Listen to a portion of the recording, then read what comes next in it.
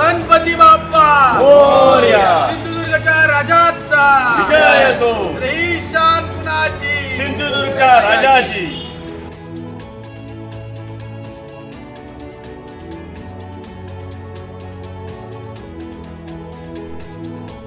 सिंधुदुर्गात गणेशोत्सवाची धामधूम सुरू झाली आहे। लाडक्या सिंधुदुर्गच्या राजाचे 25 ऑगस्ट रोजी संध्याकाळी वाजत गाजत कुडाळमध्ये आगमन होणार आहे।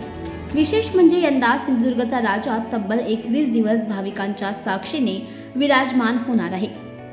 कुडाळमधील सिंधुदुर्गचा राजा ही गणेशोत्सवाची एक खास ओळख। आमदार निलेश राणे यांच्या संकल्पनेतून 2009 साली या भव्य मंडळाची स्थापना करण्यात आली। दरवर्षी हजारो भाविक हे बाप्पाचे दर्शन घेण्यासाठी जिल्हाभरातून नव्हे तर राज्याच्या विविध भागातून येत असतात। यंदा सिंधुदुर्गचा राजा 17व्या वर्षात पदार्पण करत असून तब्बल 21 दिवस गणरायाचे दर्शन भाविकांना घेता येणार आहे। 25 ऑगस्ट रोजी संध्याकाळी 4 वाजता बाप्पाचे आगमन वाजत गाजत ढोल ताशांच्या गजरात व आतिषबाजीत होणार आहे।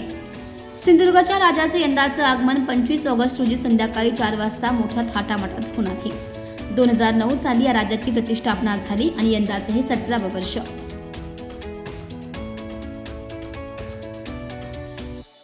राणे यांच्या संकल्पनेतूनच सिंधुदुर्ग राजाचा इथे आपण उत्सव साजरा करत आहोत। 2009 पासून हा उत्सव अगदी भक्तिमय वातावरणात अविरतपणे 16 वर्ष आम्ही करत आहोत।